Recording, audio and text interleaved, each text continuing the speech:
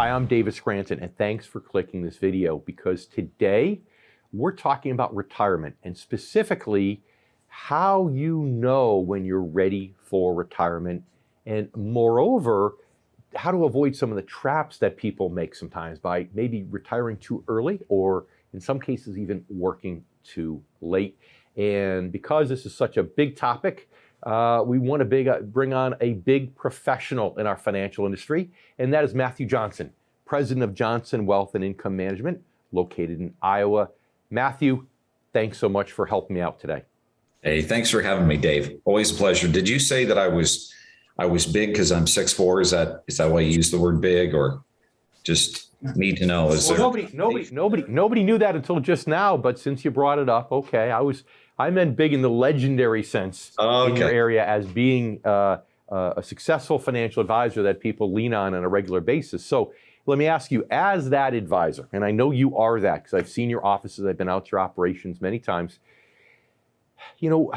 How do you coach people on determining if they're ready for retirement, whether it's emotionally, financially, whatever you want to talk about first? Well, I think that the emotional part, that's something that every person is going to be a little bit different on, right? Yeah. You've got those people that, they know that they're getting awfully close to retirement. The fuse is getting awfully short, and then they have that one bad day and they're like, that's it. I'm no longer having fun. I'm pulling the trigger and blowing this pop stand. So that aspect, I really can't control. I don't have any advice for that. But number one, we really want to be financially prepared for retirement before we pull the trigger on that. That's something that you can't really press the redo button on. And it's always a shame to see people who do it a little too early. And then all of a sudden they regret it because now they realize they really weren't financially prepared for retirement. So what's the first step you tell people to take when they're trying to figure out if they're ready for retirement or not from a financial perspective? Well, I think it's very logical, and it's something that most people avoid, but it's actually just ascertaining what you actually have, right? We need to have a good accounting of what we have. What do we have for resources that we have saved? Where are those resources at? Is this bank money? Is this 401k money? Is this money from a pension? What do we have for resources? That's the first thing. Then identifying of those resources. Are these resources all taxable? Are these resources tax-free? Are these resources maybe partially taxable and partially tax-free? We need to really take stock of what we have for Social Security.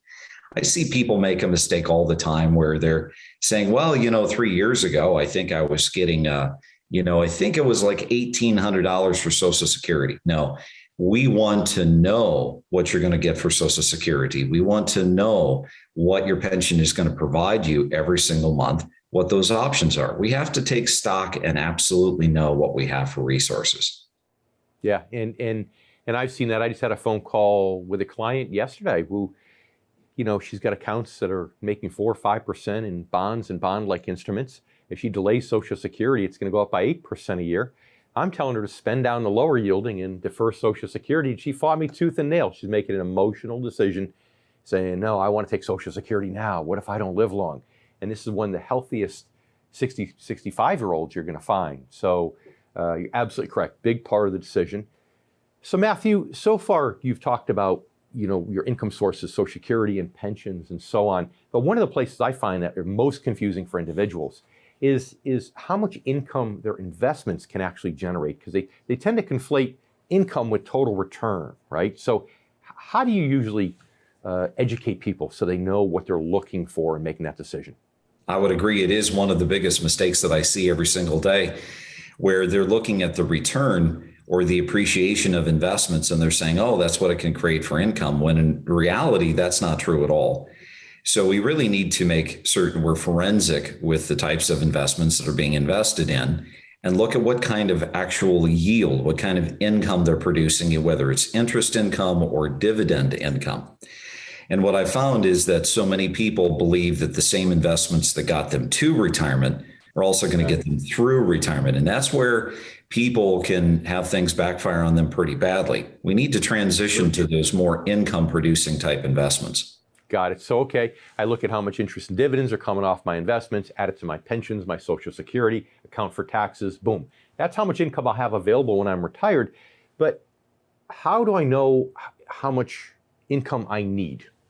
Well, this is going to be based upon what kind of a retirement you want, right? Sure. If we're going to be taking trips to Europe every single, say year with our family, we're going to need to make certain we've got the income to be able to do that.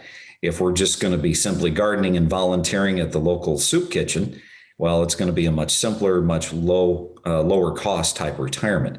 So you need to identify what your goals and your aspirations are in retirement and realize you're going to be spending more money right up front in those go-go years of that retirement. It's not until later on in life that your income needs are likely to decline. So we need to be prepared for that, make certain we've got income, regardless of what its source, in order to be able to complement those goals and what you want to do. You know, it's funny, most people think they're going to retire and need less income because they think, well, gosh, I'm not going to be putting money in my 401k when I retire. I'm not going to be paying FICA tax. I might have some debts paid off. But that's if you sit at home and watch television all day, right? But if you're going to be doing things to fill the time in those go-go years, you add those things back in, you're right. A lot of times it actually costs more as opposed to less to retire. Final thoughts for our income generation members about steps they should take to make sure that they're ready to retire before they pull that trigger. I think that there's one thing that we've kind of skipped over, and that's the fact that you need a second opinion. You know, today I work with a tremendous number of individuals that have, for the most part, they've had their retirement accumulation through that of just cruise control, right? They just had payroll deduction. They went into their 401ks or the retirement programs. They didn't really have a financial advisor. They didn't have a fiduciary. And, you know, we have all sorts of emotional connection to our money. And so this is where I really encourage people to reach out to a fiduciary, sit down and speak to that fiduciary. A fiduciary is to be an advocate for the client and to provide advice that's in that client's best interest.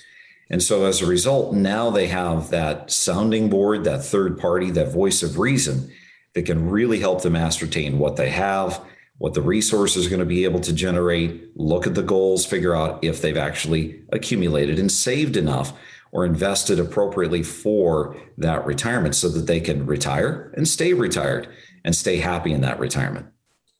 So Matthew, that's what I respect so much about you. So many advisors are afraid to tell people to get a second opinion. They think they might lose that potential client, but you're one who's never shied away from doing the right thing. So Matthew, thanks for being here today. It's great talking with you as usual. Thanks for having me, Dave. And thank you for watching this video. If you've enjoyed this interview, make sure to click the thumbs up button to give us a like. And don't forget to subscribe to our YouTube channel for more interviews with financial advisors around the country.